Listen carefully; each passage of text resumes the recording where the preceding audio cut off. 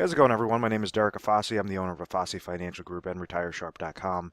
Today's topic I want to discuss with you guys in full detail 401k retirement age and do a thorough review on when someone's gearing up for retirement, what are some of the different options that they may be eligible for regarding their 401k plan, and how can they suit it better to their individual goals and situation.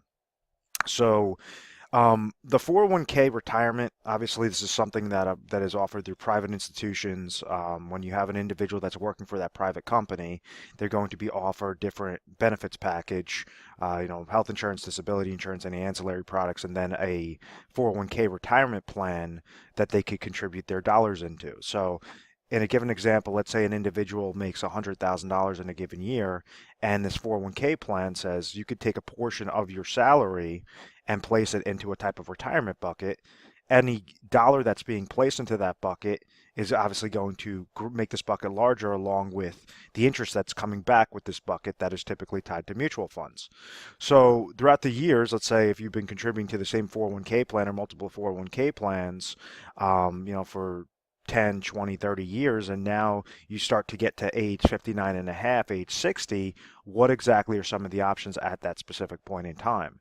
Now, some 401k plans are a little bit more of a pain than others, but what I've noticed is that typically right when you hit age 59 and a half, age 60, a lot of these 401k providers allow you to take a portion, if not all of your 401k, and roll them over into specifically designed IRA contracts. Whether you've severed employment with that employer or you have just sufficed that specific age. And what they're trying to do is allow you that opportunity to grow those funds on a more consistent basis or segment your retirement dollars on a more consistent basis. So this is why when somebody is hitting that 59 and a half, age 60, they have different options available to them to provide them lifetime income at a later date and time, to provide them higher growth strategies at a later date and time, or currently something that's not paying as high of fees as the 401k plans would provide, something that has higher quality funds available in those sorts of plans. So it's all about looking at it the 30,000-foot view of saying, okay, what have I contributed to for a retirement sense for throughout my entire working year, and then now I'm at this point, I'm at this age 60. I might want to retire in a couple of years or maybe at age 65. How exactly can I retire at this specific mark with confidence? At that year when I want to retire, how exactly can I say I'm pulling out Social Security income, I'm possibly pulling out pension income if you were offered one, and then how can you leverage your 401k at this age 60 to make sure that it's going to fit like a perfect puzzle piece for your exact retirement income goal? So the major problems that individuals have when they're trying to figure out their 401k retirement age and determine when they want to retire and really leverage their 401k for that goal, what happens is individuals just leave their monies in their 401k accounts, and they don't realize the negatives with those 401ks. Now, 401k plan is very good because it kind of allows a person to save without realizing it. So if someone's getting paid that $100,000 in a given year and they're throwing $10,000 into their 401k plan, well, there's a portion of their paycheck each and every pay period is getting placed into this 401k account. The good things about a 401k plan are the matches that the companies will provide. Now, this used to be a lot more attractive and have really fallen by the wayside in more recent years, where some companies don't give you a match at all. Other carriers maybe give you like a 2% match. And what that is when they say they're matching, that's free money. So if somebody's placing $10,000 and they only made 100 grand that year, and the company's matching at 2%, that means that if you think of it in the terms of that bucket, this person is placing $10,000 into this 401k plan, and the company is placing $2,000 into this plan. So if this individual, let's say the next year, placed $1,000 into this bucket, that's only 1%. Well, the company would only be placing $1,000.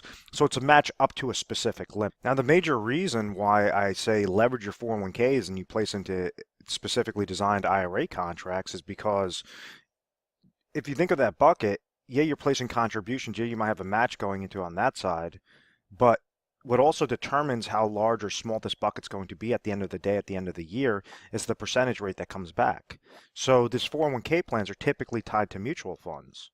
Now, these mutual fund options are, anywhere from 5 to 15, 5 to 20 different mutual funds that you could choose. And typically what happens is you have very high cost mutual funds, and they're garbage mutual funds, to say the least. So what's happening is you're paying for expensive mutual funds that have not performed as well typically as a benchmark type index.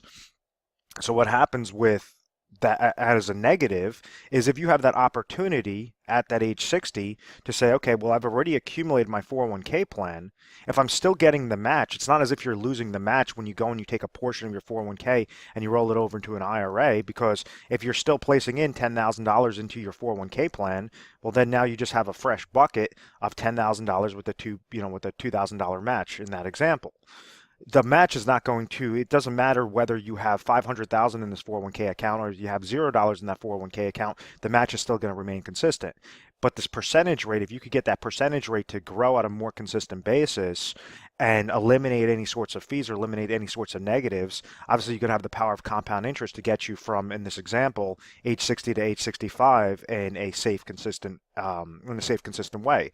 Whether you're looking to maximize out your income in retirement, there's a specifically designed contract for that. You could do it in the form of an IRA annuity, or if you're just looking to go more on a growth side or something that's more tailored towards your appetite for risk, well, then you could set up IRA contracts with actively managed portfolios.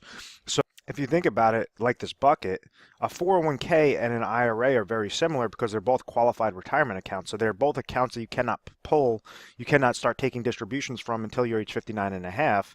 And they also have required minimum distributions at age 70 and a half, where the government is requiring you, the IRS is requiring you to start taking distributions from that specific account. Unlike the 401k, which you might have, 5 to 20 different funds to choose from, or you can have an option of 300 different funds to choose from. Well, that's just more eggs in your basket to give you a higher growth potential if you're trying to have growth as one of your goals. And when I go through the different formats of what is typically makes an individual confident in their retirement, it comes down to three main criteria. And when you're looking at those three main criteria, how exactly can you implement it to your exact situation by leveraging your 401k retirement age and segmenting it like a perfect puzzle piece to accomplish your goals and accomplish your retirement with confidence? What I mean by that is, like, let's say the first goal is income. So if this person's age 60 and they want to retire at age 65, let's say at age 65 they have Social Security income coming to them, they unfortunately don't have any pension coming to them, and then they have their retirement savings and it's all invested into a 401k plan. Let's say this 401k plan is sitting at $500,000, and you can use any number for this. It doesn't matter. The major goal is to say what's my need at age 65, what are my expenses at age 65, and then scale backwards. Let's say we determine that this individual, after a budgeting analysis, we determine that this individual needs $40,000 of income for the rest of their life from age of 65 to last them for the rest of their life. Well, what they can do is take out of their at age 65, let's say they're receiving $30,000 of Social Security income, they're not receiving anything regarding pension income, and they have $500,000 of retirement saved. Well, that's an easy example because all this says is that their guaranteed income sources are $30,000, but their need is $40,000. So therefore, we have to figure out $10,000 worth of guaranteed income of a guaranteed income play. So out of this $500,000, if they're eligible for on their 401k, they could roll over that 401k into a specifically designed IRA contract. You could leverage a type of fixed annuity, making sure that there's tiers of safety, a legal reserve structure, tiers of safety in that will provide them $10,000 of income that maybe that's only going to cost them $150,000 to produce that $10,000 of income with that 5-year deferral. So out of that account, $350,000 is left over on the sidelines, or is at least left back over into your 401k account. As opposed to just saying, okay, I'm going to hope that my 401k account keeps growing and growing and growing. And that's what a lot of individuals in 2008 did. And unfortunately, they've experienced half of their portfolio getting depleted. So they walked into the year with 500,000. They walked out of the year with 250,000. They didn't take any distributions out. It was because this percentage rate came back negative. So how exactly can we make sure that we're at least securing it? We're securing your income sources properly, and we're making sure that they're within like-to-like terms. You do a 401k into an IRA because a 401k is a qualified retirement account, an IRA is a qualified retirement account, so it's like-to-like terms, rather than taking your 401k out and throwing it into your checking account that will obviously target a taxable event and you get hit with high taxation.